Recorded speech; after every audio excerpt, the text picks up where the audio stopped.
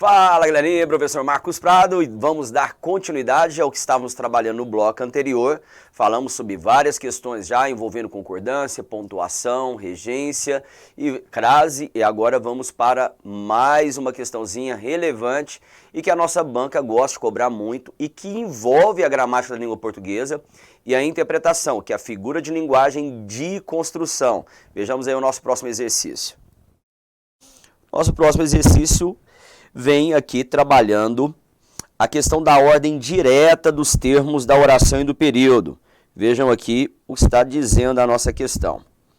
O segmento inicial de nosso hino nacional diz o seguinte: ouviram do Ipiranga as margens plácidas de um povo heróico, brado retumbante. Se colocarmos na ordem direta os termos desses dois versos, estariam assim dispostos. Bom, vamos olhar aqui. A primeira coisa que nós devemos entender é que quando nós falamos do hino nacional, nós temos um claro e notório exemplo, e muito cobrado por todas as bancas de concurso público, que é a figura de construção hipérbato. Tá? Vamos partir da ideia do hiper. Hiper é muito, bato, inversão. Quando nós vamos trabalhar na gramática da língua portuguesa os termos da oração e do período, nós aprendemos a construção da oração naquilo que chamamos de ordem direta. Prado, o que é a ordem direta? Então vejamos aqui. A ordem direta consiste em quê? Vamos colocar aqui a nossa ordem direta. A ordem direta é formada por sujeito mais o verbo mais o complemento verbal,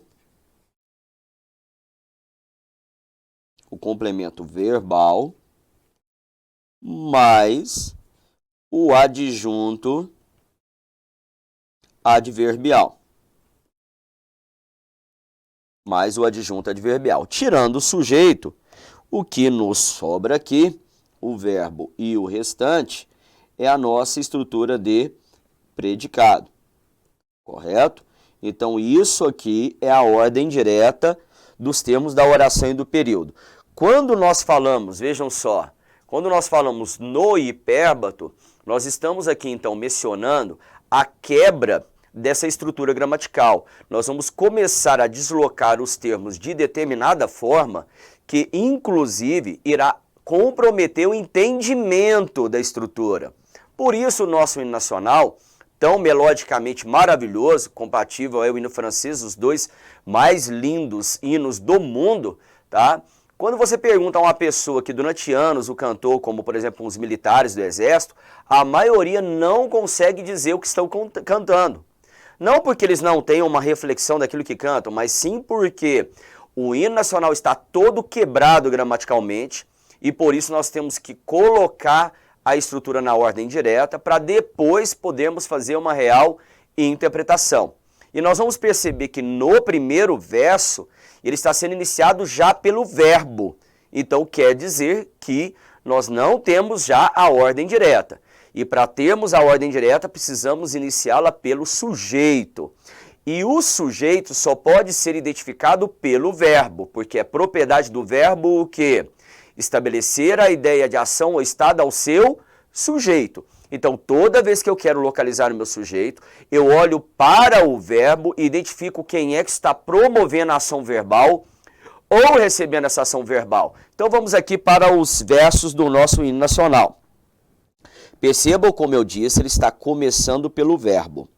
Esse verbo, ele está na terceira pessoa do plural. Quer dizer que o sujeito dele precisa ser uma estrutura plural. E você percebe que a única estrutura plural que nós temos aqui é as margens plácidas. De onde? Do Ipiranga. Então percebam, vamos colocar aqui o primeiro verso na ordem direta. Nós teríamos então da seguinte maneira. Vejam. As margens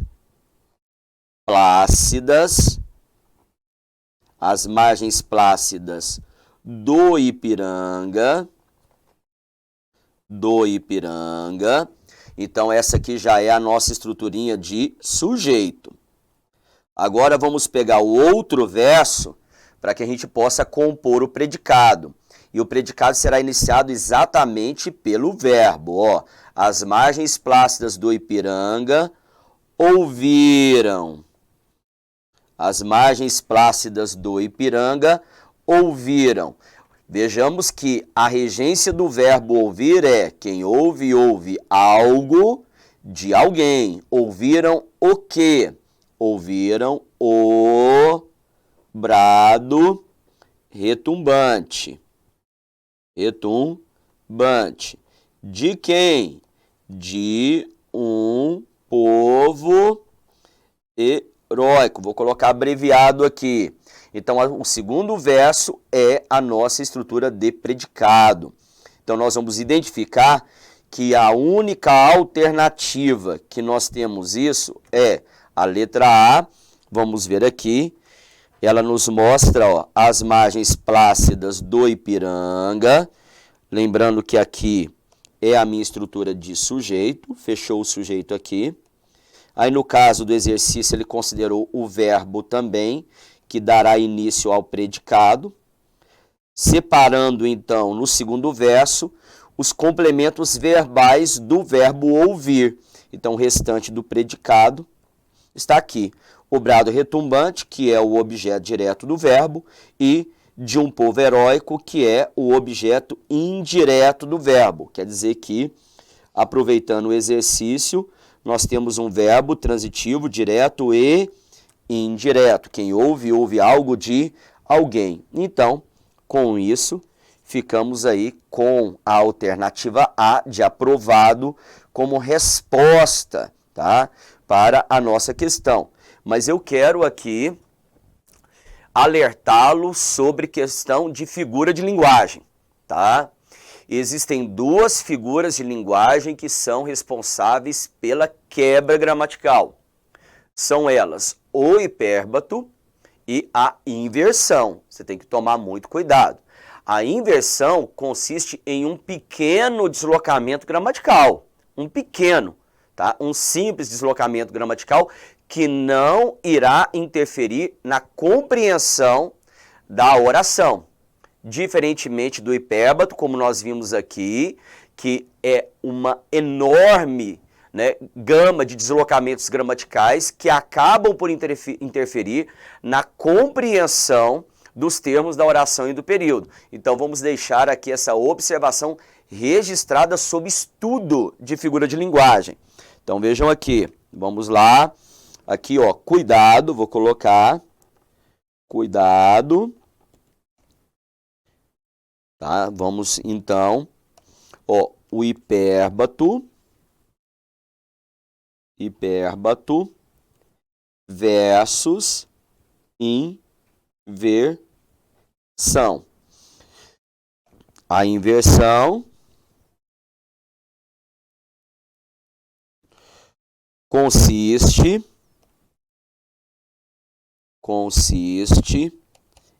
em um pequeno deslocamento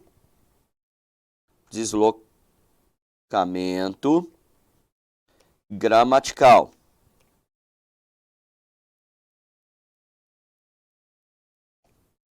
Que não interfere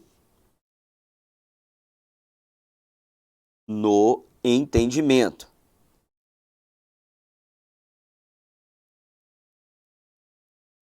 Vamos aqui exemplificar. Exemplo. Eu li aquele livro hoje. Estou colocando todos os elementos aqui. Veja o que nós temos aqui. Para você que tem um pouquinho mais de dificuldade, sujeito. Aqui está o meu verbo transitivo direto. Ó, eu li o quê? Aquele livro, que é o complemento verbal, objeto direto. E hoje, que é o adjunto adverbial. Essa aqui é a nossa ordem direta. Perfeito? Agora vamos fazer o pequeno deslocamento gramatical. Como que ficaria esse deslocamento gramatical então, Prado? Aquele livro, aproveitando pontuação, ó, vírgula obrigatória, porque é o objeto direto deslocado para antes do verbo, na condição de substantivo. Ó, aquele livro eu li hoje. Então, percebam que eu peguei o objeto direto do verbo, complemento verbal, e ele foi deslocado para antes do sujeito. Então, está aqui o meu objeto direto. Isso, então, caracterizando a figura de linguagem, o quê? Inversão. Tá certo? Nós temos a inversão. Já o nosso hipérbato, nós só falamos, vamos registrar aqui. Nós temos o que? Consiste em vários deslocamentos gramaticais,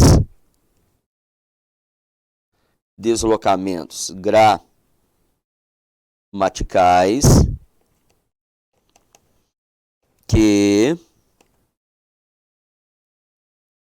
promovem a falta de entendimento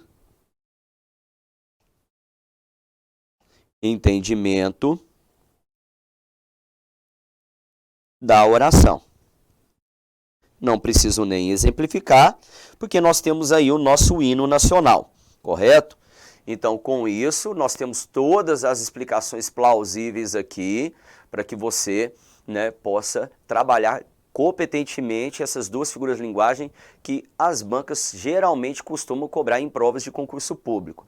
E nós temos mais exercício aqui para vocês, vamos para o nosso próximo exercício. O nosso próximo exercício também muito interessante aqui, tá?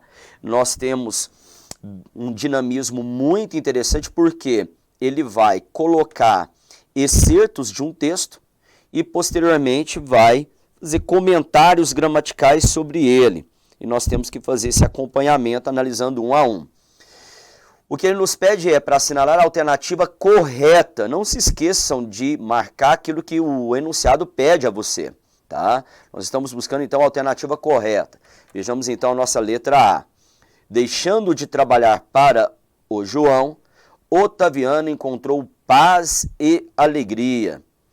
Aqui ele está dizendo que as orações têm sujeitos diferentes. Na primeira o sujeito é o João, na segunda o sujeito é Otaviano. Então vamos lá.